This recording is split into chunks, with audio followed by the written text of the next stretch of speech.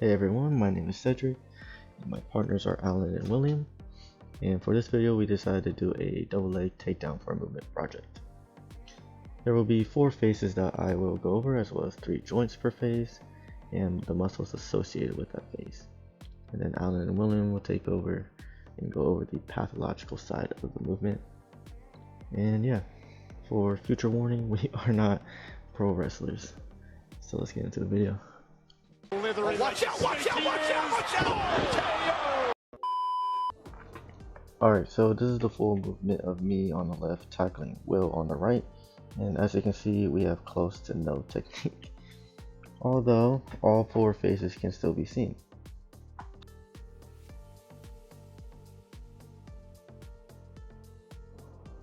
Okay, phase 1 starts off with me on the left closing in on my opponent on the right, which is William. As I get close, I get on one knee and wrap my arms around the back of his legs. This position sets me up to thrust my body upwards and forwards. The 3 primary joints that contribute to phase 1 are the knee, coxal, and glenohumeral joints. The knee in this case is creating flexion as I bend both knees, one on the ground and the other as I plant my foot. This allows me to stabilize and prepare to generate upward and forward force. The coxal joint is a major joint throughout the first 3 phases, as it provides stability and balance. As I set myself up for the takedown, the coxal joint flexes and prepares my lower body to generate force.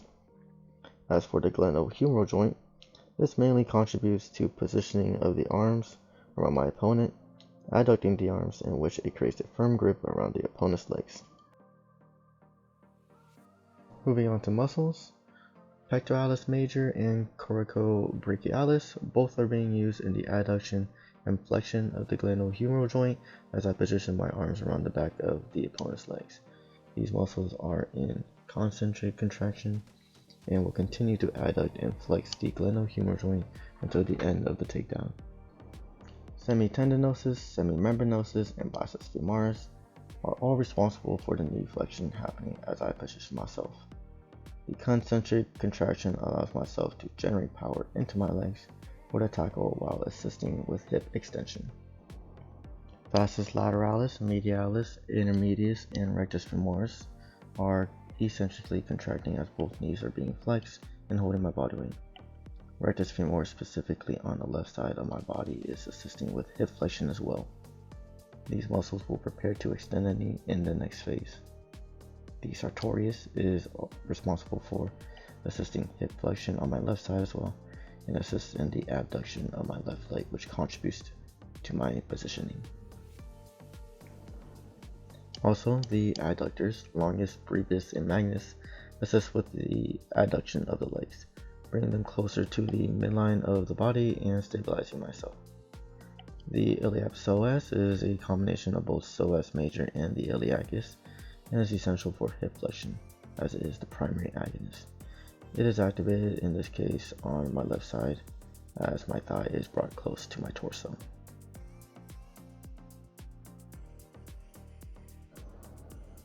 In this phase, power is being generated from my legs and glutes, preparing myself for taking down the opponent. The knee, coxal, and ankle joints, also known as the talocrural joint, are all assisting in the propulsion of my body forward, activating the primary muscles and generating power. The right knee extends as it supports and drives my body forward. The left knee is assisting with stabilization. The coxal joints are also an extension as my thighs prepare to move backwards. As for the ankle joint, my right foot is being dorsiflexed, which absorbs my body weight and assists with forward body movement. As my right foot is being dorsiflexed, both the gastrocnemius and soleus start to eccentrically contract, while on my left side, since my foot is flat on the ground and planted, they are going to be isometrically contracted in order to support my body weight. The same concept goes for the semitendinosus, semimembranosus, and biceps femoris, As my right coxal and knee joints extend, these muscles eccentrically contract, while on the left side, they are isometrically contracted in order to give stability and control for generating power for the takedown. In this phase, gluteus maximus is the primary contributor to generating power, along with the assistance of vastus medialis, lateralis, intermedius, and rectus femoris.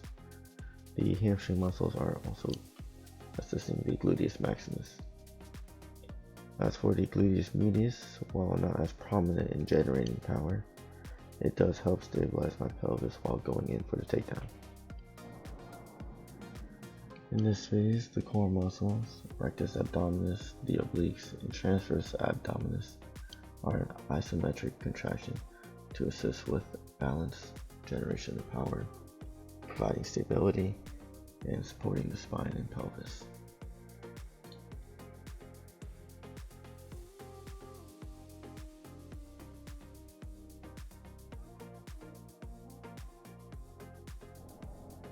The takedown phase is the primary phase where the attacker brings down the opponent. The power generated from the legs and glutes in the previous phase contributes to the lift and takedown using those muscles as well as upper body and arm muscles. In this phase, the main role of the ankle is to continue contributing to the stability of the attacker, helping maintain balance and control when bringing the full weight of the opponent down, kind of acting as leverage for the attacker before impact on the ground. The knee joints in this phase have two different functions on both legs. On the left leg, it supports the ankle and coxal joints, while on the right, it is prepared for impact as I hit the ground. This control also gives the attacker a foothold when bringing down the opponent. Grip strength is essential in all phases of this tackle, but is especially vital in the first three phases as it allows for control and force transmission.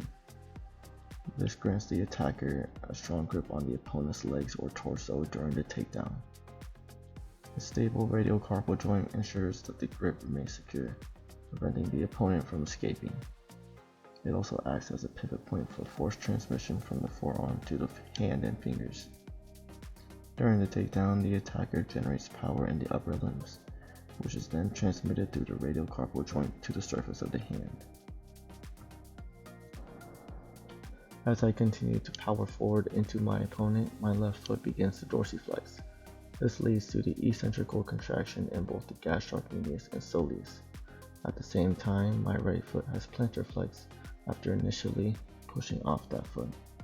This leads to both the gastrocnemius and soleus being concentrically contracted.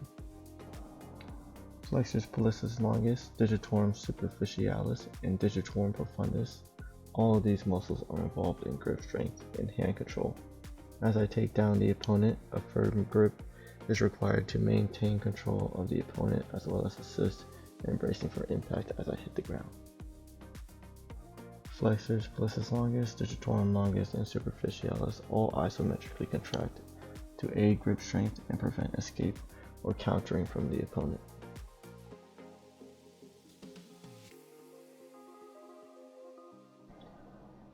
In this final phase, the attacker prepares to hit the ground along with the opponent. Many different injuries can happen if this is executed poorly, which is why it is important to use good technique. The knee joint, for example, on the right knee absorbs some of the impact as I hit the ground. Some of the muscles, such as the quadricep muscles and hamstring muscles, help stabilize and support the knee. The coxal joint also acts as a shock absorber, distributing force around the surrounding muscles. The atlantoaxial joint is especially useful in preventing any sort of neck injury that can happen during the takedown, such as when keeping the head or neck in a neutral position when it's neither too far back nor forward, making its positioning a lot stronger, preventing spinal injuries or hyperextension. To help with preventing injury on impact with the ground, muscles such as the rectus femoris, vastus lateralis, medialis, and intermedius all eccentrically contract to absorb the impact, while the core muscles such as the obliques, rectus, and transverse abdominis isometrically contract to support the hip joint. Overall, in this phase, the main role of all the primary muscles is to help prepare the body and absorb the impact.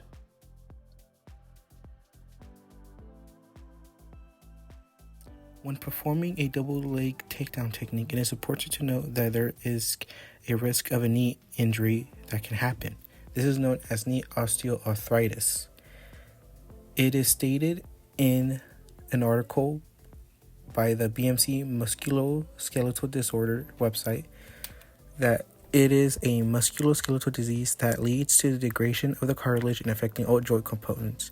Though common in older adults, this can occur in younger individuals who play high contact sports or perform physical activities that leads to a lot of trauma directly to the knee. In a quality assurance study that focused on the self-management program education for individuals with this disease, it resulted in a decrease of pain in the knee, an improvement in life, and an improvement to education or better knowledge of the disease. And with this, it can also be used to help prevent osteoarthritis from occurring.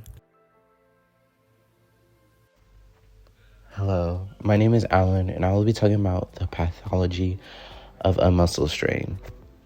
A muscle strain happens when there is a stretch or tear in the muscle fibers of the leg that stretches the leg beyond the range of motion, which, depending on the muscle strain, can stop getting the motion of extension and flexion to complete a tackle.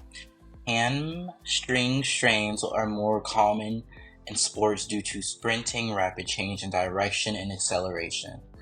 A study from Freckleton Grant and Pizarro Tanya, British Journal of Sports Medicine, did 2 recent reviews about hamstring strains in sports. Both of them identified hamstring muscle weakness and thigh muscle imbalance, muscle flexibility, previous hamstring injury, other previous injury, and age as a potential factor. However, these reviews concluded that single variables were inconsistently identified as associated factors to a hamstring strain. These injuries happen with excessive force to the muscle. Symptoms of a strained leg muscle can be muscle pain and tenderness, muscle swelling, and limited motion and range.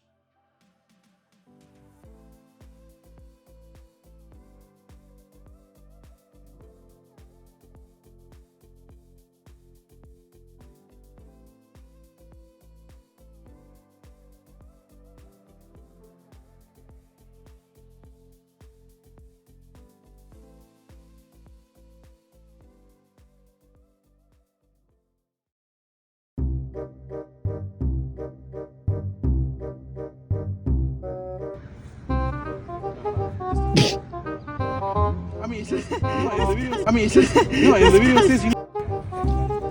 Oh, my bad. Oh, wait, no. I confused the left leg. I'm doing it right. Wait, I think that was I think he's doing it right. I confused the left leg. Let me try it. Huh?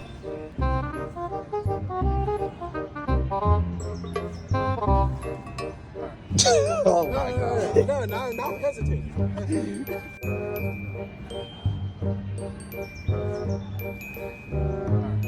Oh my God. No, hesitate. You made me forget.